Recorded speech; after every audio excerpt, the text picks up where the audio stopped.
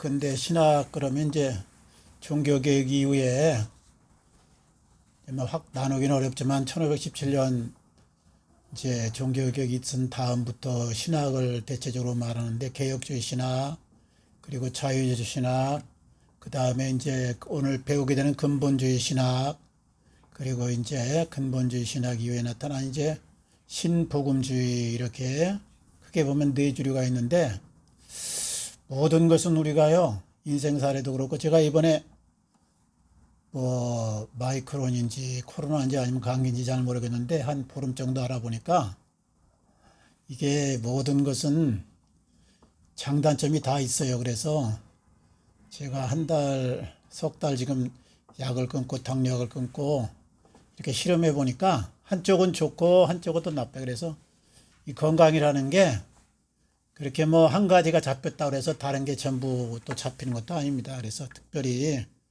성인병인 콜레스테롤, 그 다음에 고혈압, 당뇨, 이런 이제 병이 오면은 같이 오면 아주 위험한 거예요. 같이 오면. 한 가지만 있으면 그래도 좀 낫습니다.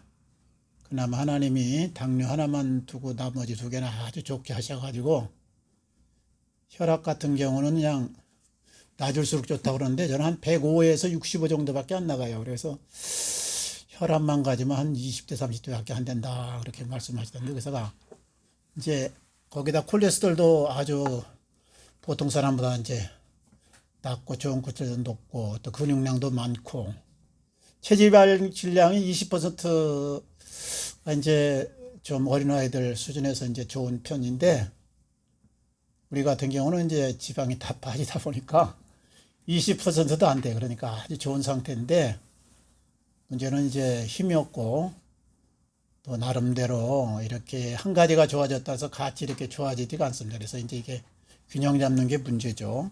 우리가 신앙도요, 이게 현실 삶과 영적인 영원한 세계의 삶이 있어요. 그래서 육신적인 뭐 이 100년을 안팎이라고 해서 무시할 수도 없고 또 영원한 세계라고 해서 우리가 그것만 붙잡고 살 수도 없어요. 왜냐하면 육신이 무너지면 영원한 세계에 대한 상급이라든가 하나님의 기뻐하는 열매를 또 맺기도 어렵고 그래서 이게 육신하고 영적인 신앙하고 이게 잘 밸런스를 맞춰서 나가야 되는데요. 이제 우리가 알 것은 세상으로 나가면 세상은 육신일에 우리를 계속해서 붙잡아 두려고 그리고 육신일에 충실하라고 현실에서 행복을 추구하라고 이렇게 땡기고요.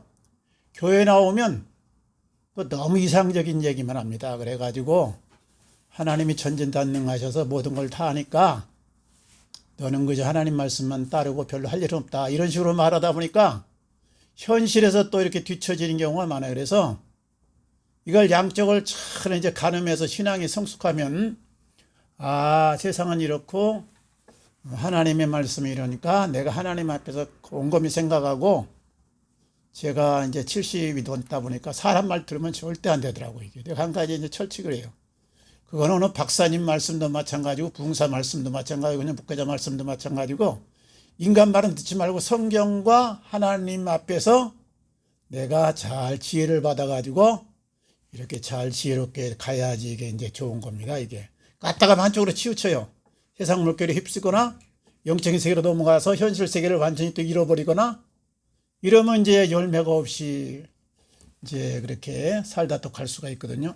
그래서 우리가 신학도 흐름도 마찬가지인데 이게 개혁주의라든가 뭐 자유주의, 근본주의, 신복음주의 이게 전부 이제 장단점이 있는 건데 현대의 흐름은 자유주의 신학이다. 그래서 지금 유럽이라든가 미국 이게 이제 우리나라 그 선교사들이 주로 오고 우리 복음의 이제 전초기제가 돼가지고 세계 복음화 역사를 이뤘던 지역인데 이게 대부분 자유주의가 휩쓸고 있습니다. 그러니까 한 8, 90%는 자유주의다.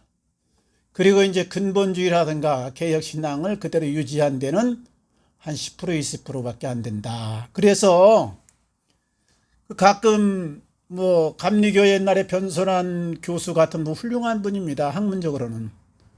또 뭐 요즘 일반 역사학이라든가 불교 강의도 하고 기독교 강의도 하고 뭐 성경 강의도 많이 한 도울 김용옥 같은 분. 인간적으로는 참 훌륭한 분이에요.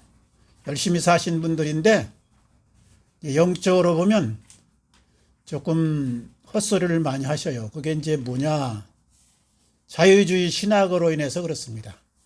거기서 공부를 하다 보니까 자기도 알게 모르게 우리가 보기에는 세뇌를 당한 건데 그들은 이제 진리라고 그렇게 믿고 계신데, 자, 어쨌든 그쪽에 심체가 그것이 옳은 걸로 알고 계세요. 그래서 자유주의 색채는 동정녀 예수님의 탄생이라든가 유일한 구원주 예수 그리스도라든가 주님의 부활 승천이라든가 모세의 홍해 건너는 사건, 오병이의 사건,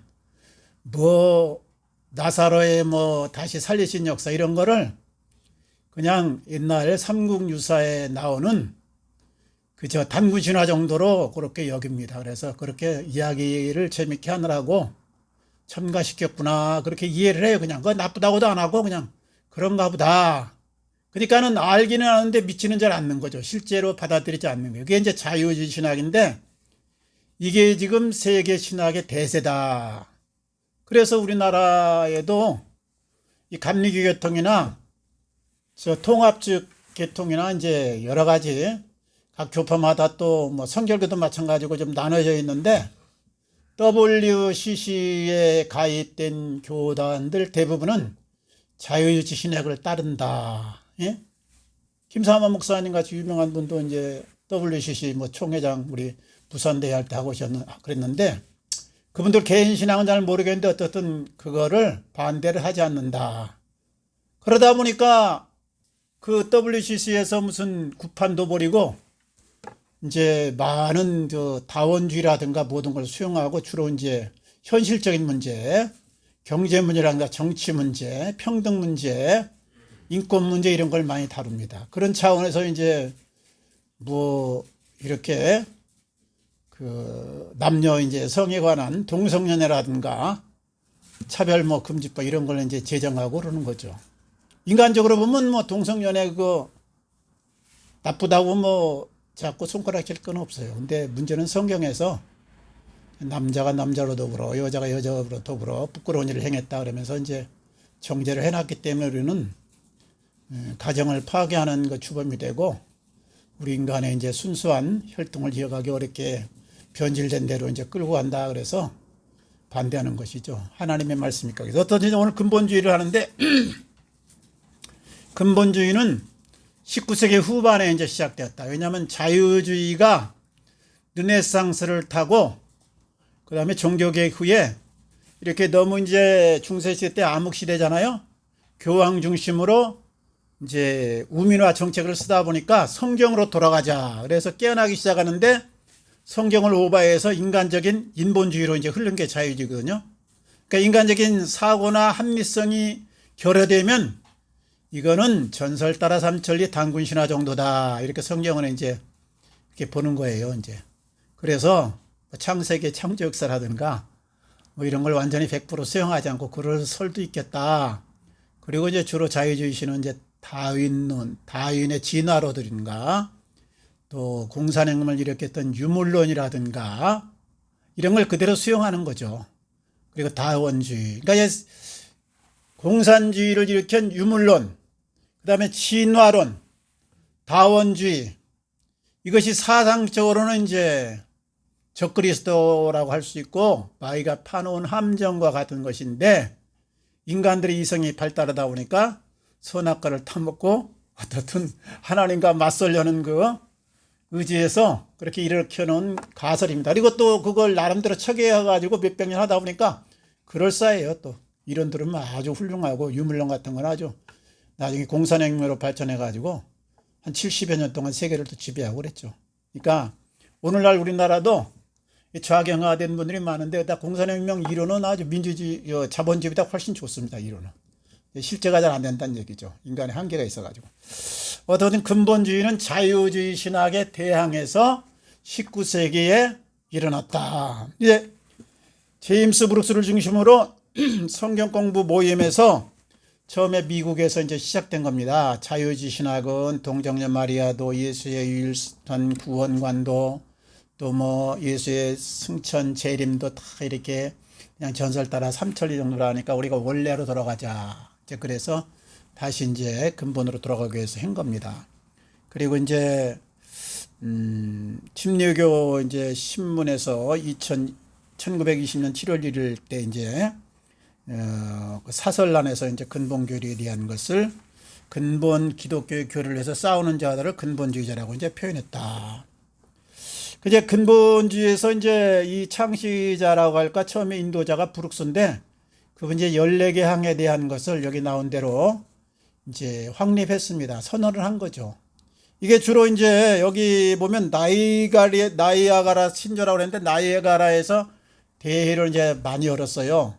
미국은 이미 이제 자유주의 색채가 이제 이렇게 딱 자리 잡고 있으니까 그 가까운 데는 이제 가서 하자 그래갖고 나이제리아를 이제 가서 거기서 회의를 많이 했기 때문에 나이가라 신조다 이렇게 합니다. 그래서 성경의 영감설, 삼일체, 뭐 아담의 타락과 전적 부패, 그리스도의 구원, 예수 그리스도 말미암은 죄책과 완전한 구원 이런 모든 것들을 이제 선언을 한 겁니다. 그리고 1910년도에 와서 미국 북장로회를 중심으로 자유주의 신학에서 이제 부정한 5가지 교리, 이게 성경의 가장 중요한 교리라고 할 수 있는데 이게 자유주의와 근본주의를 나르는 어떤 선이라고 할 수가 있어요. 그래서 성경의 무호성, 자유주의는 어떻게 생각합니까?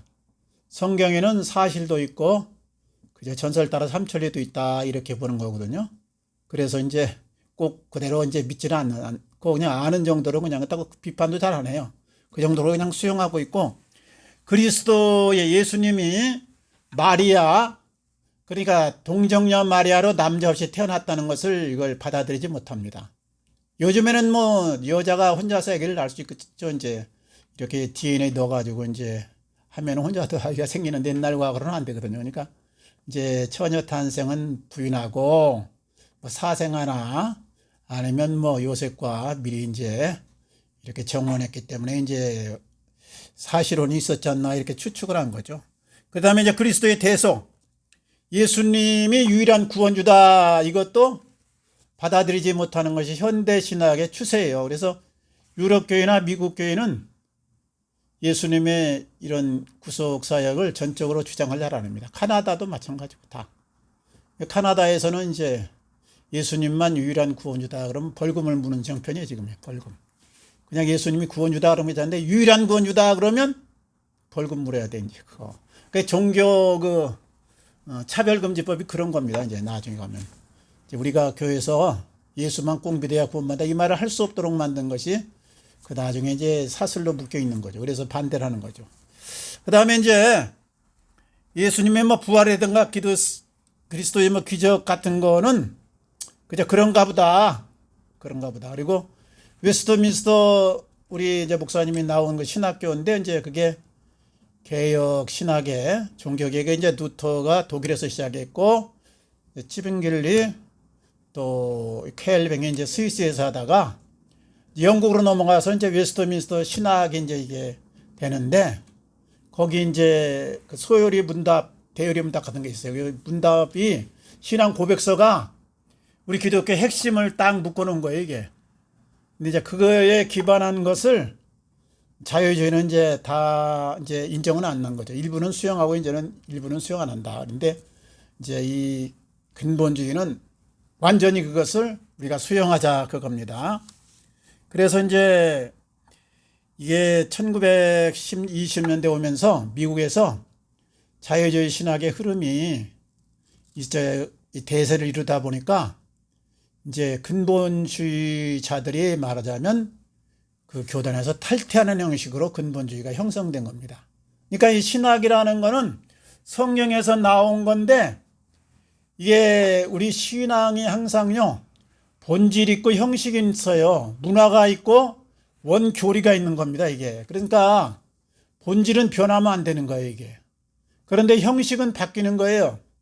옛날에 뭐 의자 놓고면 안 된다든가 뭐 피아노 치면 안 되든가 교회에서 뭐 여러 가지 뭐 이렇게 칸막이를 해놓고 남녀 합석을 하면 안 된다. 이게 이제 문화권의 차이인데 이제 그것이 우리나라가 개방화되면서 자유화되면서 다 없어지고 이제 이상하지 않게 됐는데, 근본 교리는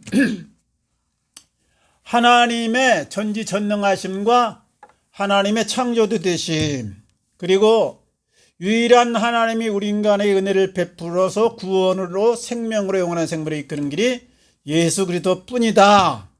그것을 예수님이 친히 오셔서 십자가에서 이루시고, 그리고 죽으신 다음에 부활하시고 승천하시고 재림하신다, 이런 교리거든요. 이게 핵심의 기독교 교리예요. 근데 이거는 이제 본질인데, 이거를 훼손하면은 기독교라고 할 수 없는 거죠. 그래서 이제 엄밀하게 원래의 초대교회 신앙은 이 근본주의입니다. 근본주의. 그대로 내려오던 건데, 조금씩 형식이 바뀌면서 점차 훼손돼서 내용까지도 이제 바뀐 게 19세기 오면서 자유주의가, 인문주의가 발달하면서 진화론이나 유물론 사상 다 흡수하면서, 다원주의 흡수하면서 기독교만 유일한 종교가 아니다. 그래서 WCC 같은 거 하면 이제 불교도 또 뭐 마호메트계도 저 힌두교도 이제 구원 있고, 거기서 또 심지어 이제 산신령교 구판도 버리고 이제 우리나라 또 오면 토속적인 여러 가지 또 샤머니즘도 집어넣고 그래가지고 행사를 하거든요. 그러니까 인간적으로 볼 때는 화합을 이루는 건 멋있죠. 외형적으로 보면 평화를 이뤘으니까, 종교 간의 거리감 없이 말이지 대화장이 되니까. 그런데 그게 이제 마귀의 술책에 숨겨 있는 거죠. 그래서 이거를 완전하게 거부한 것이 근본주의다. 근데 대다수 유럽이나 미국은 그대로 수용하자. 인간 대 인간으로서 우리가 서로가 수용해줘야지, 어찌 종교 가지고 서로 시시비비를 하느냐. 사랑으로 감싸 안자. 그리고 거기는 만인 구원론을 주장해. 만인 구원론. 만인 구원론은 예수 그리스도의 구원 사역은 믿는 자에게만 해당된다, 이것이 기독교 교리인데, 만인 구원은 모든 자에게 예수님의 십자가 2000년 사건이 다 해당된다. 그것은 선을 추구하는 불교인이나 힌두교인이나 마호메트도 마찬가지다. 이게 만인 구원론이거든요. 이게. 예, 그러니까 기독교로 색채가 이제 완전히 없어져 버렸다고 할 수가 있는 거죠.